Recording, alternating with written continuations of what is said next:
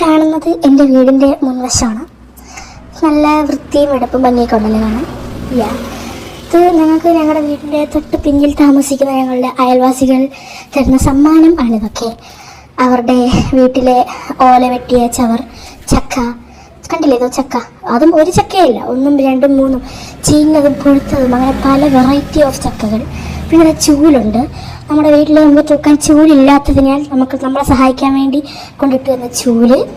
അതേപോലെ ചെടി, പുല്ല് ഒക്കെ പറിച്ച് ശേഷമുള്ള പുല്ലിൻ്റെയും ചെടിയുടെയും ഒക്കെ വേസ്റ്റ്, ഓലയുടെ മടൽ, അങ്ങനെ എല്ലാ തരം ചവറുകളും ഉണ്ട്. അവരെ വീട്ടിൽ ധാരാളം സ്ഥലം, ഈ വഴി പോയി അവരെ വീട്ടിലെത്താം.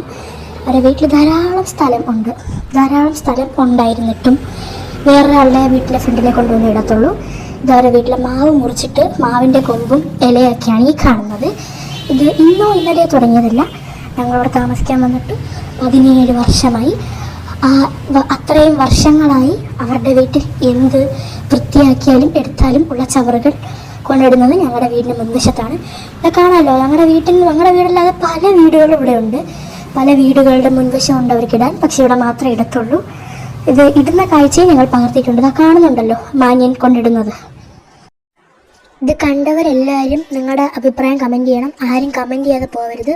കണ്ടിട്ട് എന്ത് തോന്നിയെന്ന് കമൻറ്റ് ചെയ്യണം. അതേപോലെ പറ്റുന്നവർക്കൊക്കെ ഷെയർ ചെയ്ത് കൊടുക്കുക. ഈ കാണുന്നത് എൻ്റെ വീടിൻ്റെ മുൻവശമാണ്. നല്ല വൃത്തിയും വെടുപ്പും ഭംഗിയൊക്കെ ഉണ്ടല്ലോ കാണാൻ. ഇത് ഞങ്ങൾക്ക് ഞങ്ങളുടെ വീടിൻ്റെ തൊട്ട് പിന്നിൽ താമസിക്കുന്ന ഞങ്ങളുടെ അയൽവാസികൾ തരുന്ന സമ്മാനം ആണിതൊക്കെ. അവരുടെ വീട്ടിലെ ഓല വെട്ടിയ ചവർ, ചക്ക, കണ്ടില്ലേ ഇതോ ചക്ക.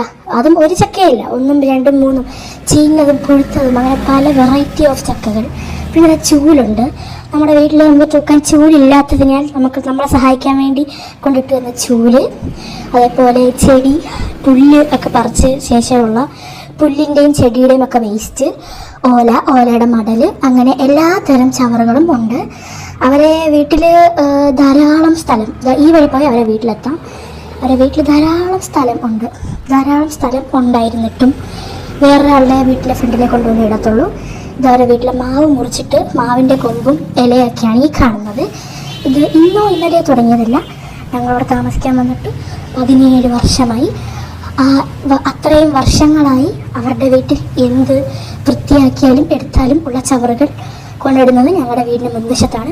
ഇത് കാണാമല്ലോ, ഞങ്ങളുടെ വീടല്ലാതെ പല വീടുകളും ഇവിടെ ഉണ്ട്. പല വീടുകളുടെ മുൻവശം ഉണ്ട് അവർക്കിടാൻ. പക്ഷെ ഇവിടെ മാത്രമേ ഇടത്തുള്ളൂ. ഇത് ഇടുന്ന കാഴ്ചയും ഞങ്ങൾ പകർത്തിയിട്ടുണ്ട്. ഇത് കാണുന്നുണ്ടല്ലോ മാന്യൻ കൊണ്ടിടുന്നത്. ഇത് കണ്ടവരെല്ലാവരും